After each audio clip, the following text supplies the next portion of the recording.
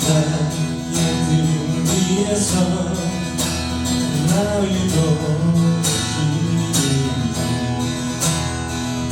내 인생 길에서 진지로 오나요.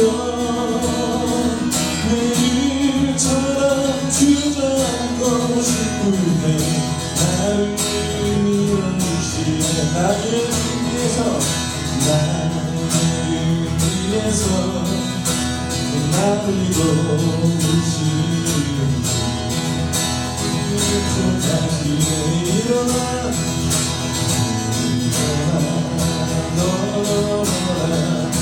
내가 세우니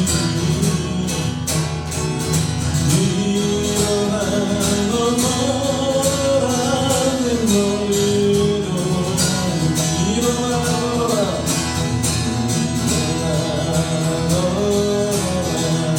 내가 세우니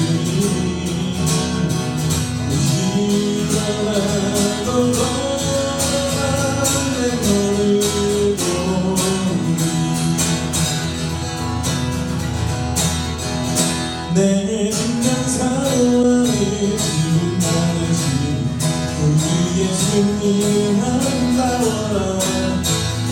다른 빛을 갚아요 빛나는 새벽은 주님 영원을 기다리려고라. 내 맘이 아픈 적에 주 위로의 시간 나한테 좋은 주문을 주는 감사 밑에 빛나는 새벽은 네가 위에 있는 것이었더라.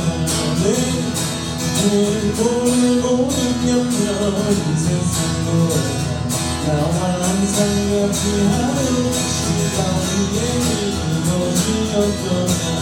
온 세상 날 버려라.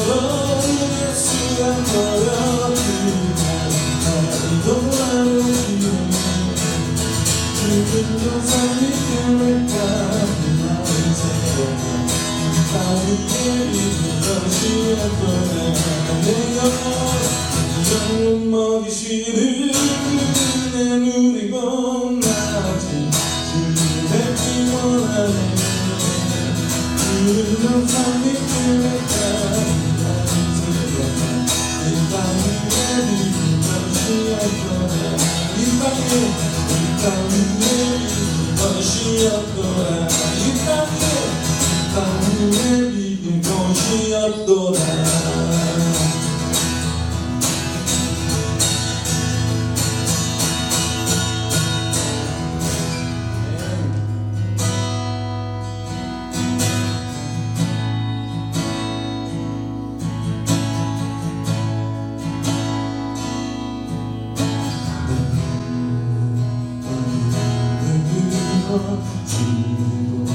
시작할게 주의 일을 보는 날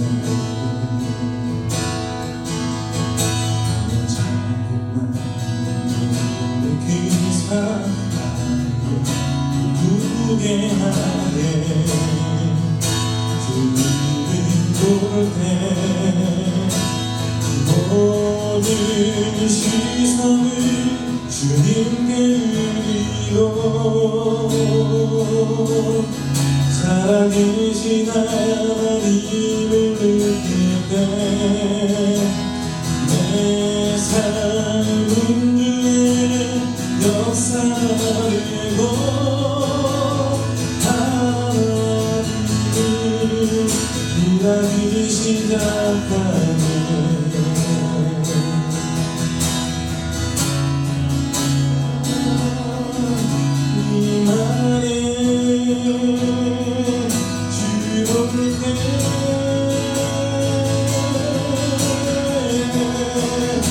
주님의 영광 네 안에 주볼 때 주님의 영광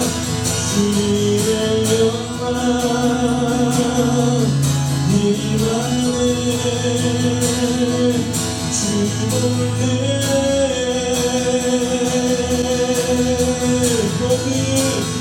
모든 시선을 주님께 드리고 살아계신 하나님을 느낄 때 내 삶을 중에 역사가 되고 하나님이 기다리시다가네 모든 시선을 주님께 드리고 전능하신 하나님을 느끼네 세상은 주의 나라가 되고 하나님이 기다리신다네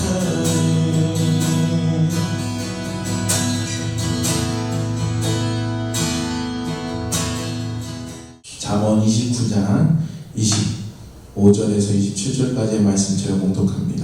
사람을 두려워하면 올무에 걸리게 되거니와 여호와를 의지하는 자는 안전하리라.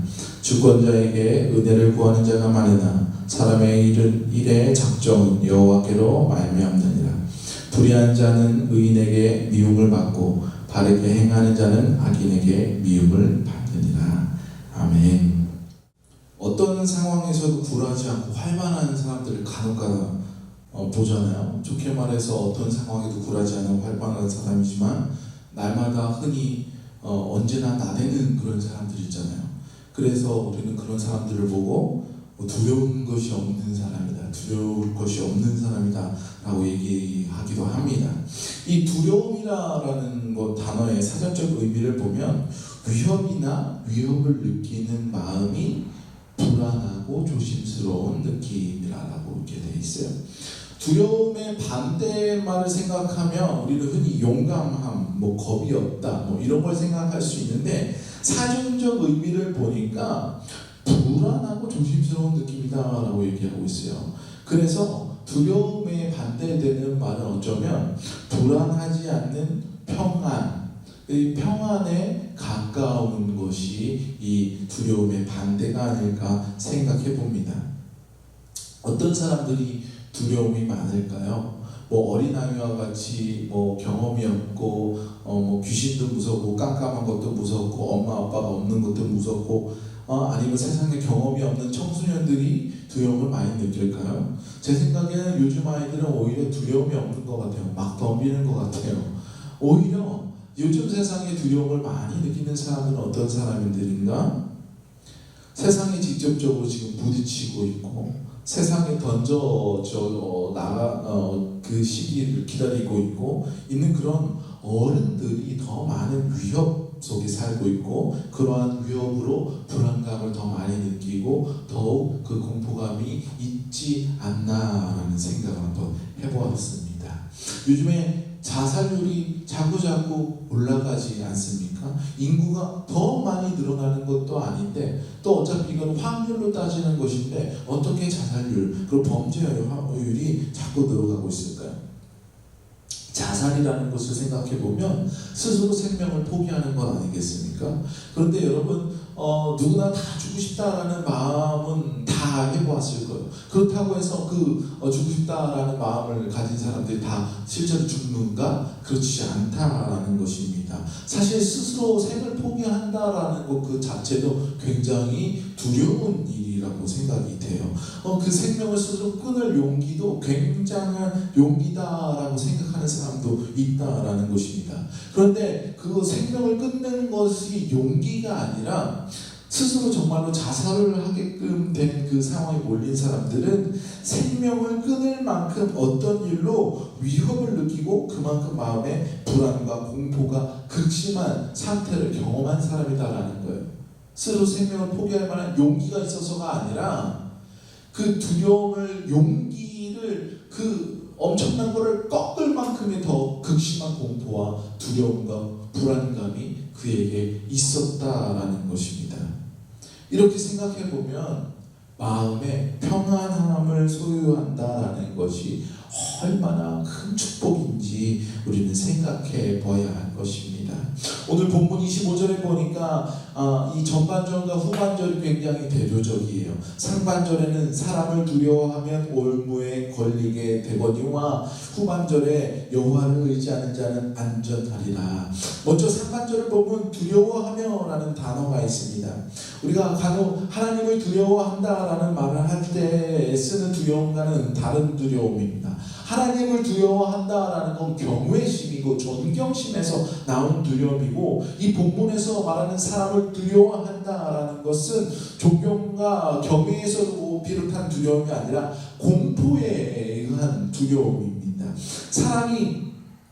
사람을 두려워하는 데에는 그 관계에 격이 있음을, 격차가 있음을 우리는 알 수 있게 하죠. 누군가는 다른 누군가에게 갑질을 하는 상황이다라는 것입니다. 그 두려움은 어떻게 합니까? 오늘 본문에 보면 올무에 빠지게 한다라고 있어요. 이 올무를 다른 말로 표현하면 함정입니다. 여러분, 함정이라는 것은 어떤 것이에요? 벗어나려고 하면 벗어날수록 더욱더 얽매이게 하는 것이고 깊은 곳에 빠뜨리게 하는 것이 함정입니다. 또 함정의 특징이 뭐가 있어요? 나 여기 있어 라고 해서 드러나지는 것이 아니라 어느덧 나도 모르게 그곳에 빠져있게 되는 것이 함정이다라는 것입니다. 우리가 사람을 기대하여서, 사람을 통하여서 나와 다른 누군가의 격차가 있는 누군가에게 그에게 내가 얻을 것을 요구하고자 그를 두려워하고 따르게 되면 어느 순간 우리는 이러한 함정에 빠지고 우리의 삶이 깊은 곳으로 떨어지게 된다라는 것입니다. 그러나 여호와를 의지하는 자는 안전하리라 라는 말씀을 하고 있어요. 이 말씀을 듣기만 해도 안전한 느낌이 있지 않습니까? 이 의지라는 것은 기대는 것입니다. 기댈 수 있는 대상은 공포스러운 대상이 아니어야 해요. 두려운 대상이 아니어야 한다라는 거죠.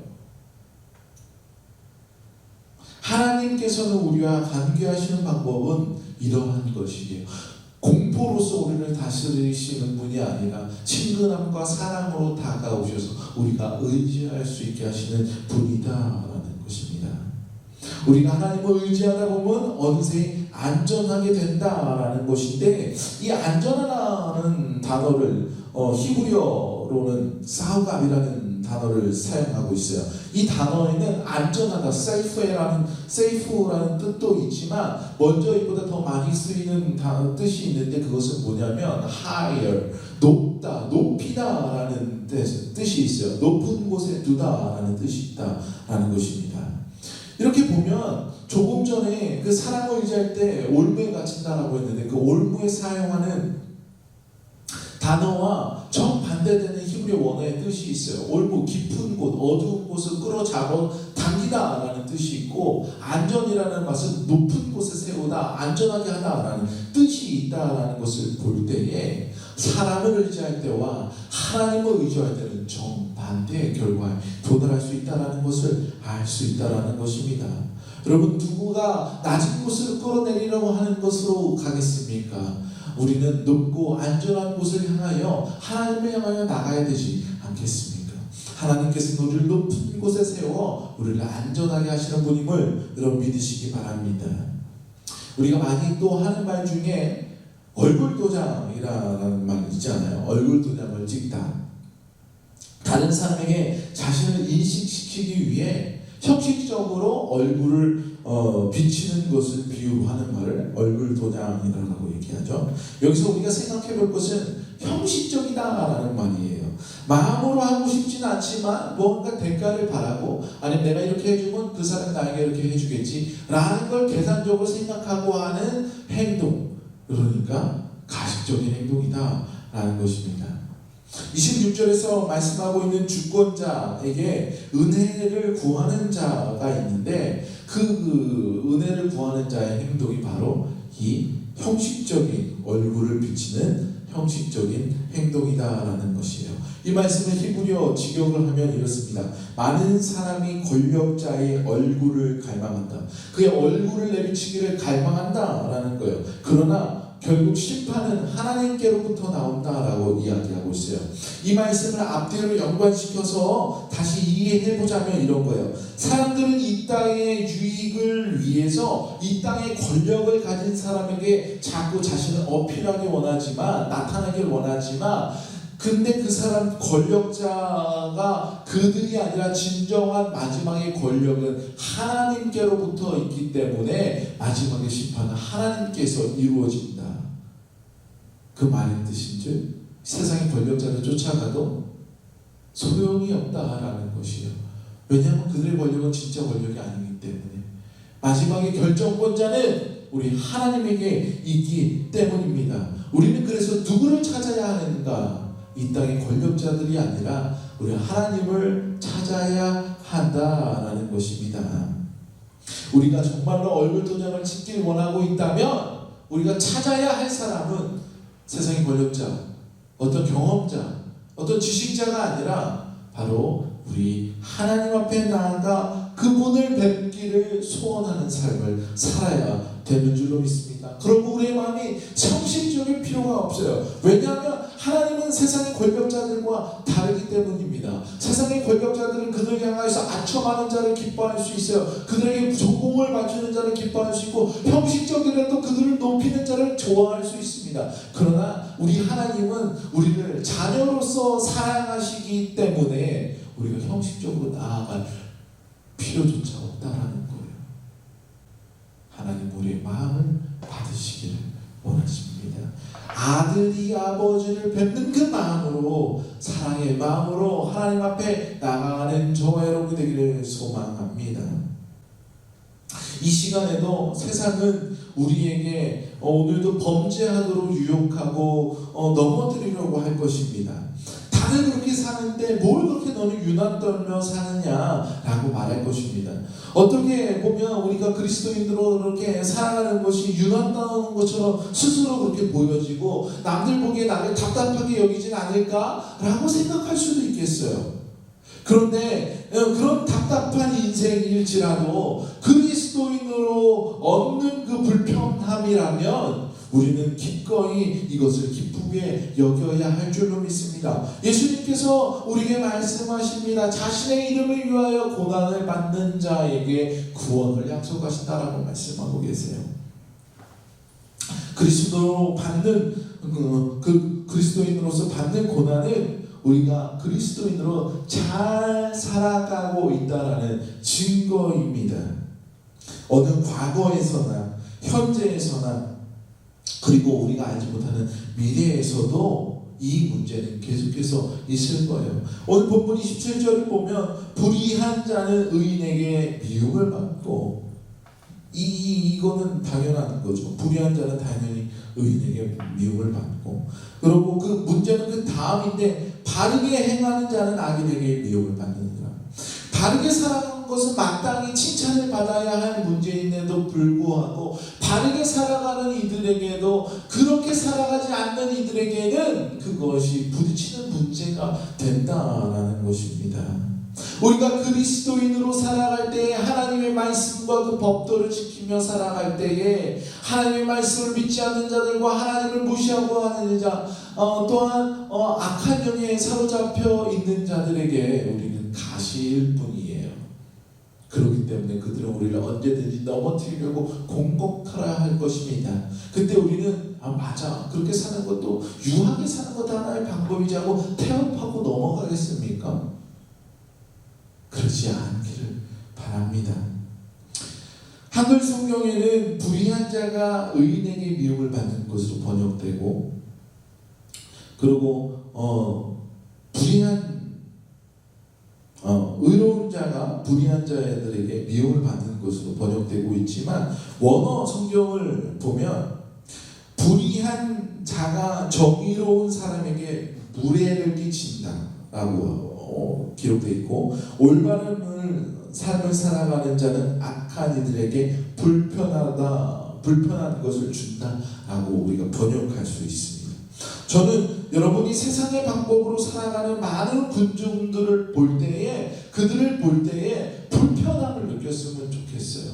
그리고 그 세상의 많은 군중들이 여러분의 삶을 볼 때에 불편함을 느꼈으면 좋겠어요. 왜냐하면 그것이 여러분이 하나님의 방법대로 살아가고 있는 증거가 되기 때문입니다. 그 불편함은 하나님과 동행하면서 오는 불편함인 줄로 믿습니다. 그리고 그 불편함이 진짜 우리의 삶의 불편함인가? 그렇지 않습니다.